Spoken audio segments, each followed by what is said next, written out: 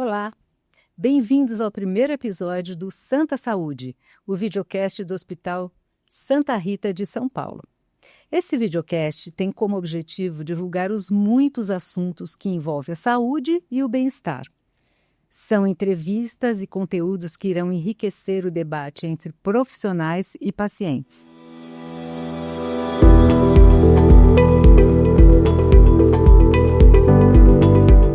Eu sou a Carla Gulo e hoje vamos conversar sobre um problema bem importante e que vem sendo muito debatido: o câncer coloretal. Gravamos esse conteúdo em pleno Março Azul, que é o mês de conscientização e combate ao câncer de intestino. E como diagnosticar e, é claro, como tratar a partir do momento em que se recebe o diagnóstico. Para falar sobre esse assunto, convidamos o proctologista Paulo Boarini, membro da Sociedade Brasileira de Coloproctologia e membro do Corpo Clínico do Hospital Santa Rita, e o endoscopista Maurício Assef, coordenador do Serviço de Endoscopia do Hospital Santa Rita. Prazer ter vocês aqui. Muito prazer. Primeiramente, muito obrigado pelo convite e principalmente por estar um colega que praticamente dividimos a mesma função, mesma especialidade, mesmos problemas.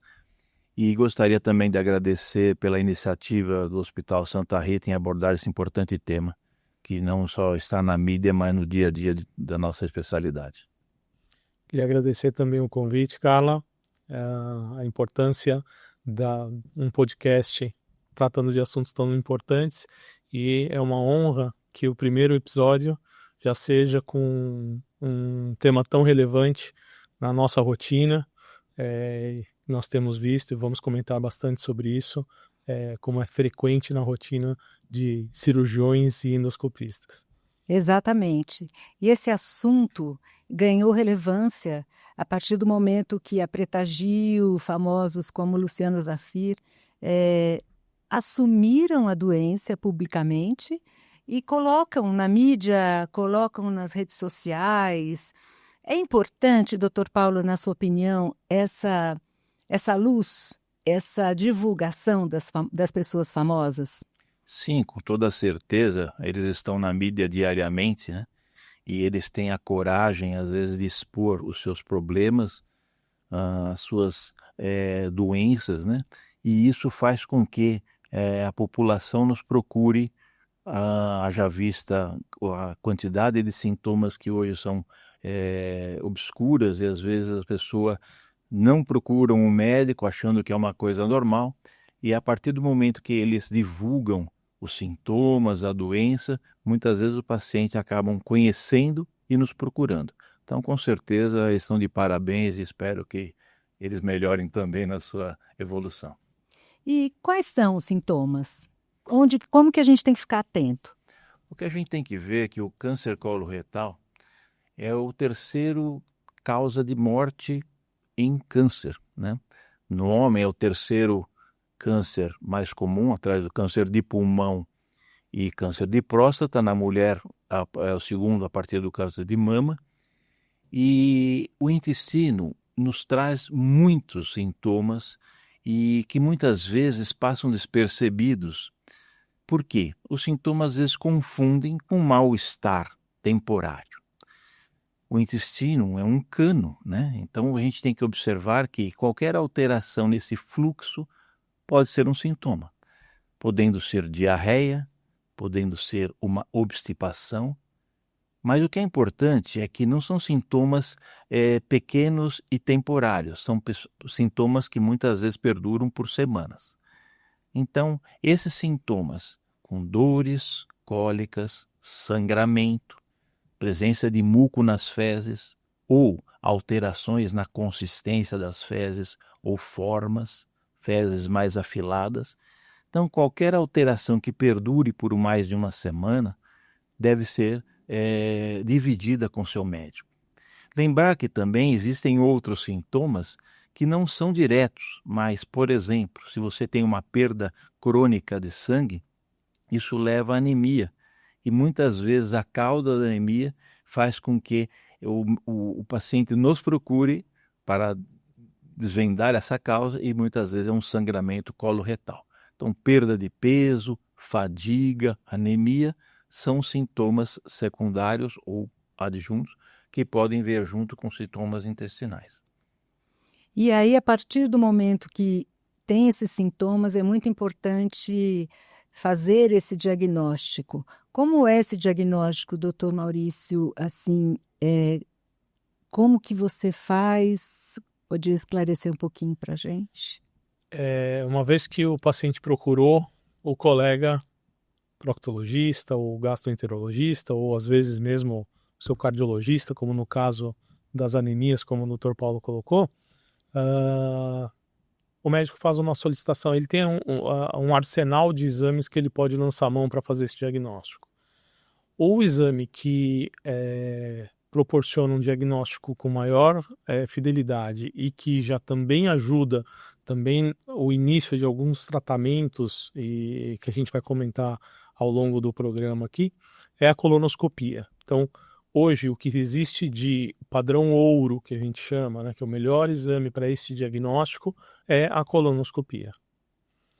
A colonoscopia é um exame em que o paciente vai ser sedado, precisa realizar um preparo intestinal, vai ser sedado, vai realizar um exame endoscópico, ou seja, vai colocar uma câmera no intestino para poder fazer essa avaliação, a observação desse segmento de intestino e identificar as alterações que podem ser correspondentes a lesões tanto malignas como lesões que podem se tornar malignas ao longo do tempo. Mas quer dizer, essas lesões, elas são vistas, né? Elas podem ser retiradas no momento do exame, não é isso? Exato. A colonoscopia, além de fazer o diagnóstico, ela também pode intervir sobre algumas lesões. O que acaba acontecendo é que uma parte da população que ainda não tem câncer tem o que a gente chama, e as pessoas conhecem como os pólipos de intestino. Esses pólipos de intestino são lesões que, na maioria das vezes, são lesões benignas. Elas ainda não são lesões malignas. Porém, os pólipos são lesões que são hoje consideradas como pré-malignas. A gente sabe que alguns destes pólipos têm uma probabilidade de evoluir para um câncer ao longo dos anos. Por isso, todos os pólipos que são detectados durante um exame de colonoscopia são removidos e mandados para análise. A grande parte desses pólipos não tem tumor neste momento do diagnóstico.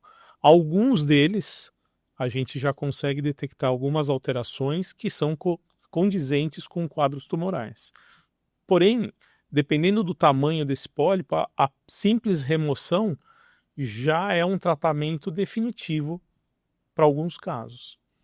Existem outros casos em que o diagnóstico é feito, esse paciente retorna ao consultório do colega que solicitou, e aí vai ser feita uma análise para ver se precisa fazer algum tratamento a mais.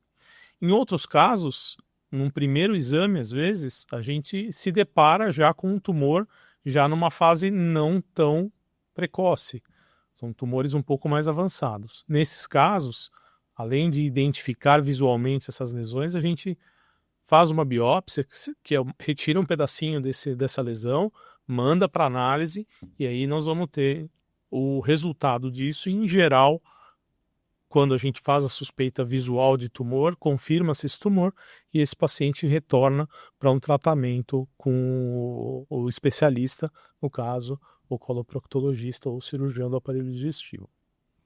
E até qual idade que é recomendado fazer esses exames, este exame, a partir de que idade?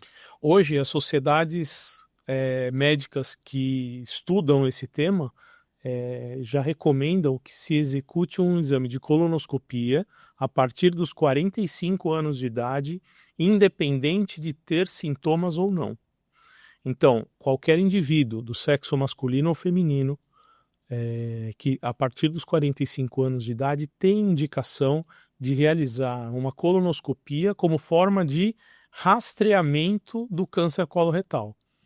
Quando a gente fala rastreamento, a gente está dizendo: nós vamos fazer um exame, mesmo que você não tenha sintoma, para detectar lesões como os pólipos, por exemplo, que a gente acabou de comentar, que podem se tornar câncer ao longo dos anos. A gente vai remover esses pólipos, fazendo com que esse paciente saia de um grupo de risco de desenvolvimento desse câncer. Então, a partir dos 45 anos, hoje, já existem evidências de que um exame de colonoscopia reduz a mortalidade por câncer coloretal na população. E, doutor Paulo, vem crescendo o câncer, a incidência deste câncer? Sim. O trabalho atual do INCA verificou que, hoje em dia, 45 mil casos anos no Brasil de câncer coloretal estão aparecendo. Na população mundial, quase 2 milhões por ano de câncer coloretal. É importante dizer que vem crescendo por diversas causas, né? Primeiro, as causas de mudança do nosso planeta, né? Então, poluições, estilo de vida, alimentos em que há um nível muito grande de químicos e fluorados, que acabam promovendo irritações crônicas do intestino. Além disso, sedentarismo, obesidade, tabagismo, como em qualquer outra doença neoplásica, são fatores muito importantes. Um outro fator importante são pacientes portadores de doenças inflamatórias intestinais, como o Crohn e a retocolite, que são inflamações crônicas e, com isso, tem a possibilidade de transformações. Eu queria complementar uma coisa em termos de diagnóstico, porque é fácil nós trabalharmos num hospital como Santa Rita e termos todos esse aparato diagnóstico. Mas e o paciente antes dos 45 anos que a gente não pediu uma colonoscopia? Como a gente pode diagnosticar? Então, além dos sintomas e que nós falamos como uma mudança do hábito intestinal repentina ou mesmo por um tempo prolongado, alguns exames vão mostrar as anemias. Alguns exames podem mostrar sangue oculto nas fezes. Sabendo que na Inglaterra, desde a década de 60, é feito um screening na população em que ele recebe na sua casa um envelope, um kit para pesquisar sangue oculto e manda pelo correio de volta para o Sistema Nacional de Saúde inglês. E pacientes que têm sangue positivo nas fezes são chamados a fazer um exame precocemente. E com isso, o diagnóstico foi de uma forma precoce e com certeza o tratamento vai ser também. O que torna mais barato de um modo geral fazer isso. A prevenção é sempre E ainda mais, né? Eu acho que o principal exame, embora o padrão ouro em diagnóstico e muitas vezes até em tratamento numa fase inicial, mas o primordial do coloproctologista é muito mais barato, é de graça, é o exame do toque retal. Em torno de 57% do diagnóstico do câncer coloretal é feito pelo toque retal, haja vista que a localização do câncer coloretal mais frequente é nessa porção do intestino. Ele pode estar distribuído nas diversas porções do intestino, mas aproximadamente um pouco mais da metade está tocável, está ao alcance do dedo do toque retal. E com isso, o diagnóstico ou a suspeita diagnóstica pode ser feita ainda no consultório. Então, a história clínica, mais exames simples, como anemia, sangue oculto ou mesmo toque retal, com certeza fazem um diagnóstico ou uma suspeita de diagnóstico, uma hipótese de diagnóstico muito precoce. E sem dúvida nenhuma, quando enviamos para o para o endoscopista, esse sim vai fazer a visibilização dessa imagem, a biópsia dessa imagem. Lembrar que a patogênese da doença do câncer de colo, o câncer de colo não nasce câncer. O câncer de colo é uma evolução do pólipo.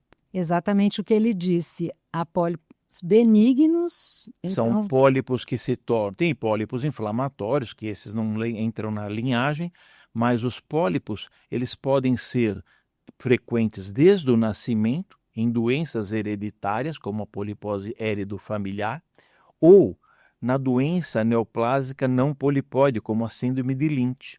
Então, familiares que tenham câncer de colo, e isso está na pesquisa médica, em que você é obrigatório perguntar se existem familiares que tiveram neoplasia de câncer, deve ser investigado. Então, o paciente que tem uma polipose heredofamiliar desde que se manifesta na primeira infância até a adolescência, 100% das vezes vão ter câncer. Então, esse paciente é um paciente que tem que ser operado precocemente.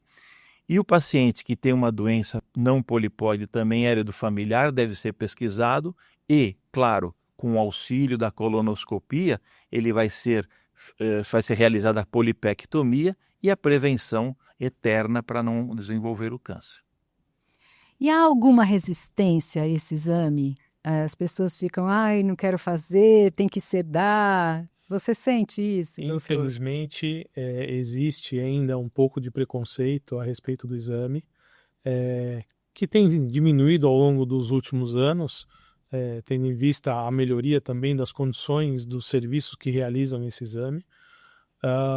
Mas é um exame hoje, se realizado dentro de um ambiente adequado, é um exame altamente confortável, seguro, que a gente expõe o mínimo possível o paciente a situações que possam deixá-lo constrangido.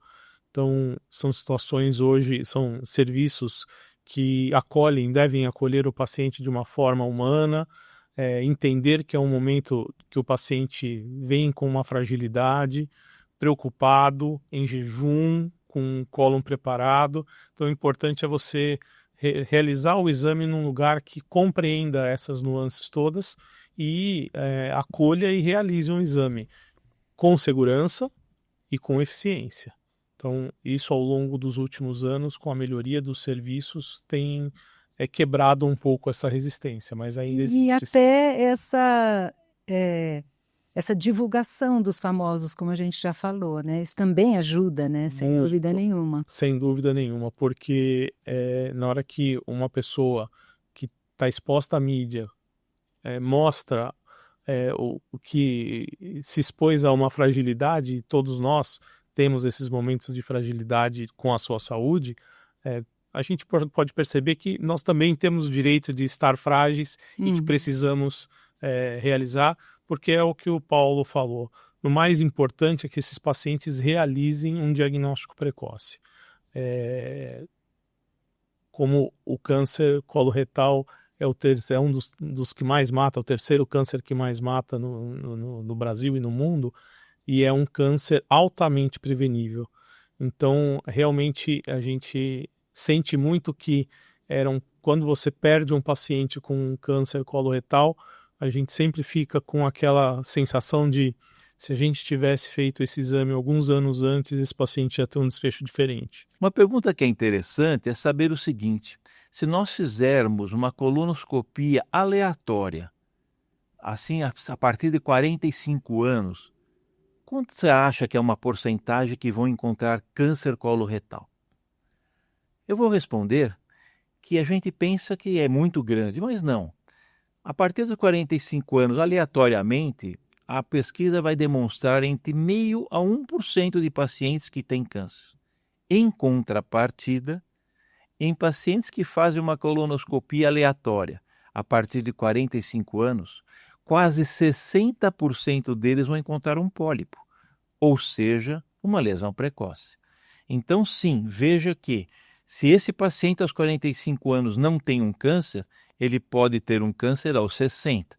Mas se ele fizer uma colonoscopia aos 45 anos, ele nunca mais vai ter câncer se fizer um segmento adequado. Qual é esse segmento adequado? De quanto em quanto tempo tem que fazer o exame? O que é importante é o seguinte: primeiro, gostaria de deixar aqui que o proctologista não cuida da próstata. Então é uma coisa que todos os dias em nosso consultório, apesar de usarmos a mesma via de diagnóstico, o proctologista trata do intestino e do reto. Quem cuida da próstata é o seu urologista, né? Mas de toda forma, como disse que os pólipos vão se transformando ao longo do tempo e se formam uma neoplasia, eles podem até 10 anos criar um câncer. Então, um pólipo inicial pode ser transformado até em 10 anos. Hoje em dia se faz uma colonoscopia de rotina em torno de 4 anos, 5 anos para cada pessoa. Excetuando, claro, pacientes que tenham pólipos em que não puderam ser tirados e são acompanhados seguidamente com biópsia, mas não é necessário realizar colonoscopia de rotina anualmente. Isso é importante saber. Mas numa frequência de até 3, 4 anos, é uma frequência muito boa para se fazer esse segmento. Muito bem, aí o doutor deu o diagnóstico, como é esse tratamento a partir do momento que eu recebi o diagnóstico? É muito importante nós termos essa simbiose entre o cirurgião proctologista e o endoscopista, né?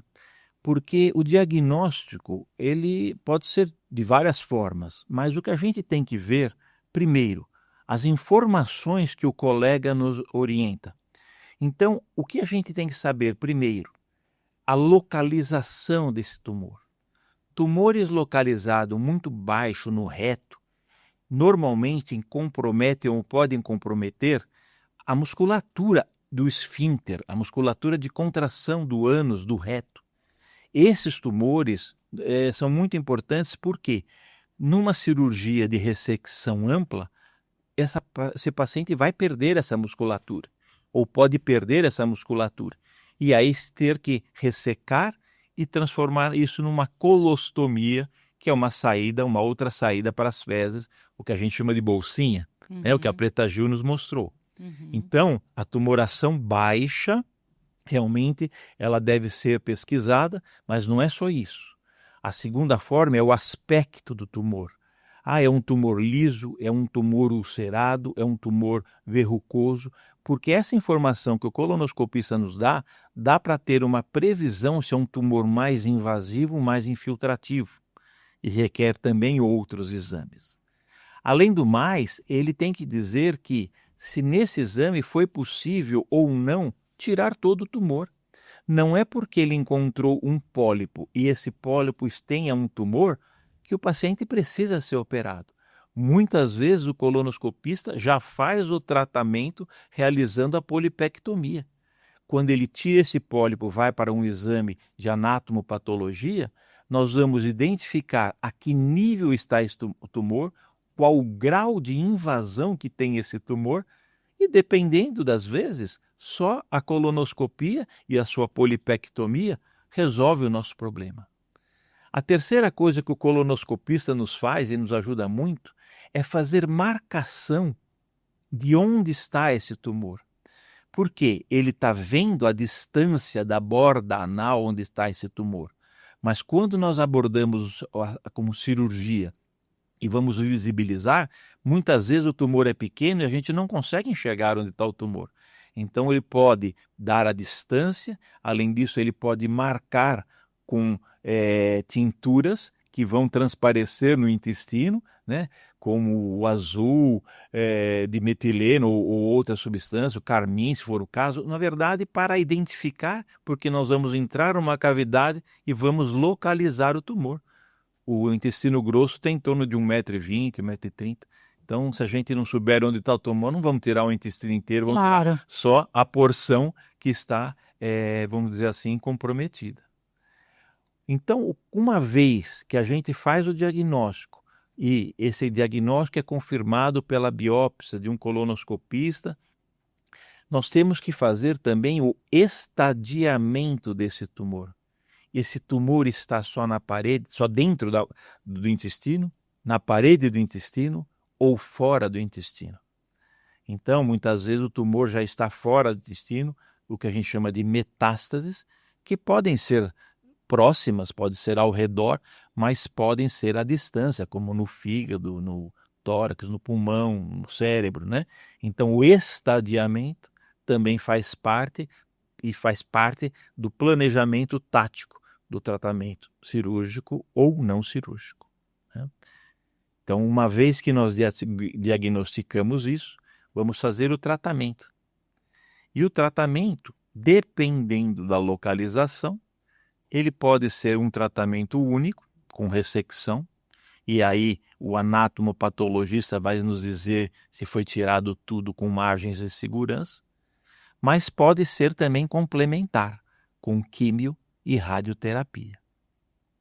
Tumores baixos, como eu lhe disse, no reto, e que muitas vezes não são ressecáveis na primeira visão, nós fazemos hoje, como primeiro tratamento, o que se chama de tratamento neoadjuvante. É a quimioterapia, a radioterapia prévia. Com isso, nós temos, às vezes, a diminuição do tumor, muitas vezes nós temos o tratamento do tumor, ele some, mas nos dá a chance, às vezes, de transformar uma cirurgia que seria amputativa com uma colostomia definitiva numa ressecção ampla sem necessidade de colostomia. E, para terminar em termos de tratamento, se nós tirarmos a tumoração e essa já não está só na parede, mas ela transpôs a serosa, a parede externa do colo, ou atingiu gânglios em volta do tumor, então o tratamento quimioterápico complementar também faz parte do tratamento. E esse tumor é mais comum em homens ou mulheres? Igualmente. Igualmente. Igualmente. Igual. Hoje a proporção a perspectiva do INCA, né, de aparecimento para homens e mulheres é exatamente o mesmo. Então existe previsão para 20 e poucos mil casos novos no ano de 2025 e para homens e 20 e poucos mil cânceres para as mulheres. O que mais assusta é o crescimento, a perspectiva de crescimento. Entre jovens, inclusive, né, doutor? Isso, os últimos trabalhos mostram uma incidência muito grande entre 15 a 45 anos, antes da imagem, a idade de pesquisa, né? Então tem um crescimento muito grande, acredito que, se continuar nessa tendência, os exames vão ser abreviados em termos de idade. Isso é uma coisa que aconteceu nos últimos anos, ou os últimos guidelines, questão de 5 anos, por volta de 2018, 2020, a recomendação ainda era aos 50 anos. Exatamente. Recentemente, a recomendação de realizar o primeiro exame eram 50 anos. Os últimos trabalhos, aí por volta de 22, 23, começaram a mostrar a necessidade de realizar esse primeiro exame aos 45. E se continuarmos nesse crescimento e nessa mudança de faixa etária, certamente com o tempo essa orientação vai cada vez chegando para uma população de faixa etária menor. Muito importante a sua pergunta, não só a proporção entre homens e mulheres, mas se nós começarmos a ver alguns fatores, a proporção muda. Então a proporção entre fumantes e não fumantes é muito diferente. Assim como países em que a industrialização é muito grande, né? E em países, por exemplo, em que você tenha, vamos comparar, tribos na África, vegetarianas, alimentação natural, e uma cidade tipo Nova York, é completamente diferente. O nosso índice do câncer, né, visto pelo INCA também, vê que a região sudeste e sul são as maiores em contrapartida da norte e nordeste. Então, esses fatores são muito importantes, porque fatores dietéticos hoje, a carne vermelha, não é só a carne vermelha, é o modo de preparo da carne vermelha. Mas o que é vilão hoje, não só para câncer de colo e reto, mas para doenças inflamatórias intestinais, são as carnes processadas, não só a carne, mas os alimentos processados e ultraprocessados. Não quero tirar o gosto de ninguém por salame, por mortadela, mas presunto, né? Mas realmente isso aumenta demais, haja vista a quantidade de químicos que tem para a manutenção desses alimentos, né? Para durar um pouco mais. É o que dizem, né? Você tem que agora descascar mais e desembrulhar menos. Muito bom, gostei do seu aforismo. Porque essas batatinhas, esses salgadinhos também que as pessoas mais jovens comem, também é muito complicado, esse ultraprocessado, né? E você veja que é o reflexo das mudanças de hábito da população em geral, né? Então, nós vemos ao longo dos últimos anos também um crescimento na taxa de obesidade na população. Então,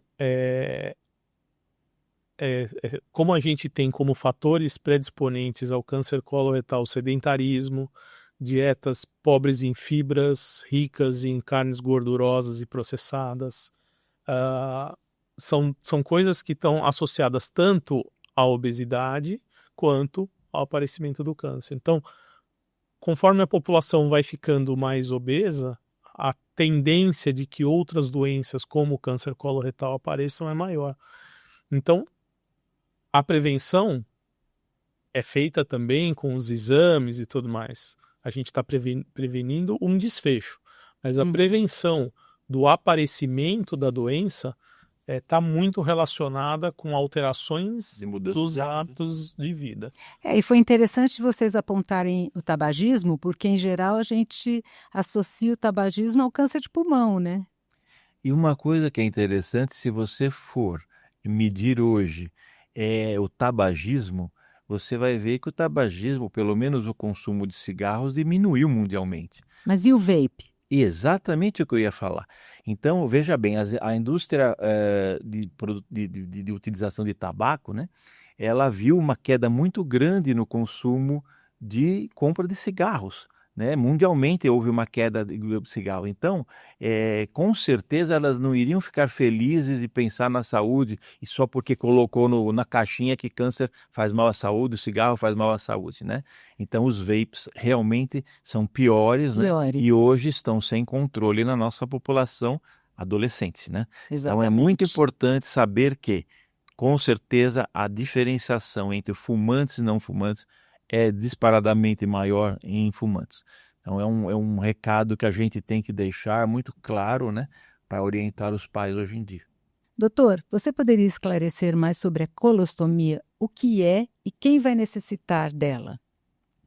Muito obrigado pela pergunta, é muito importante, porque isso é um estigma de qualquer paciente que tem um câncer de intestino. É a primeira pergunta de qualquer paciente: vou precisar ficar com a colostomia ou a bolsinha? Não. A colostomia é um desvio do intestino, é o desvio do lugar onde você vai evacuar. Então, pensando-se num cano, você desvia para a região anterior do abdômen. Pacientes que tenham tumorações, que estão obstruindo o reto e que não conseguem fazer um tratamento com quimio, radioterapia ou até cirurgia, que consiga remover esse tumor, a gente tem que desviar o fluxo das fezes para essa região anterior do abdômen. Então, pacientes que se portam com colostomia definitiva, que é colostomia, a saída do intestino por uma outra via, então você coloca o intestino por sair na pele, né, na parede anterior do abdômen, ela é mais comum em pacientes que têm um tumor de reto, em que você precisa, às vezes, retirar totalmente, amputar, ou até em tumores que não são possíveis de ressecção. Você precisa dar um destino ao fluxo. Mas também existem as colostomias ou as estomias temporárias. Por exemplo, quando fazemos a ressecção de um tumor do intestino, vamos imaginar um encanamento. Nós tiramos uma parte do encanamento e ficam duas partes que vão ser unidas. Então nós fazemos a união dessas duas partes, mas às vezes existe um risco de vazamento dessa união, como nós fazemos um encanamento. Então, para proteção temporária dessa junção, dessa anastomose, nós desviamos previamente o intestino. Então, você vai ter uma passagem de fezes que vai ser pela colostomia ou uma ostomia qualquer e não vai passar temporariamente até cicatrização completa daquela área.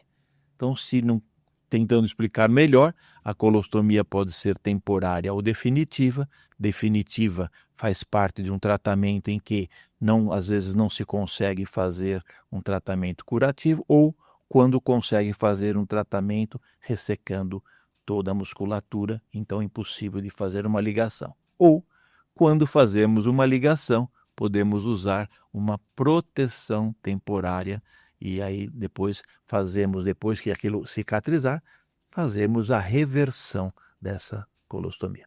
Perfeito, doutores. Eu acho que é isso. O nosso recado está dado. Se vocês tiverem mais alguma observação, alguma coisa que vocês queiram deixar para os seus pacientes. Eu gostaria de falar o seguinte. Então, o que nós falamos aqui não é uma coisa que nos preparamos para falar esse assunto. Ele está aí. Ele está aí na mídia, está aí nas pessoas famosas, nas pessoas simples, nos ricos, no pobre, né? E então, qualquer alteração, por menor que seja, qualquer sangramento anorretal, qualquer que seja, deve ser procurado um médico. Pode ser você achar que é uma besteira procurar, mas não ache justificativa. Eu comi uma coisa e me fez mal. Eu comi outra coisa e me fez mal. Isso a gente acaba tendo medo de ir no médico. Ninguém gosta, eu vou fazer um toque retal.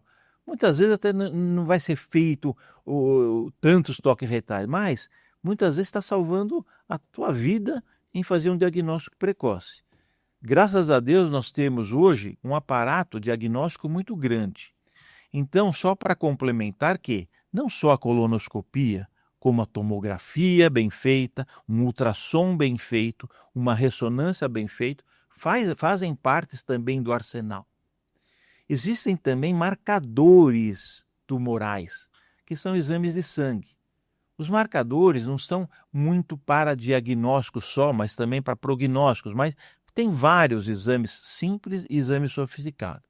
Importante saber que o sintoma no intestino é muito grande. Os sintomas nos dizem o que você tem. Então, a qualquer mudança, procure a gente.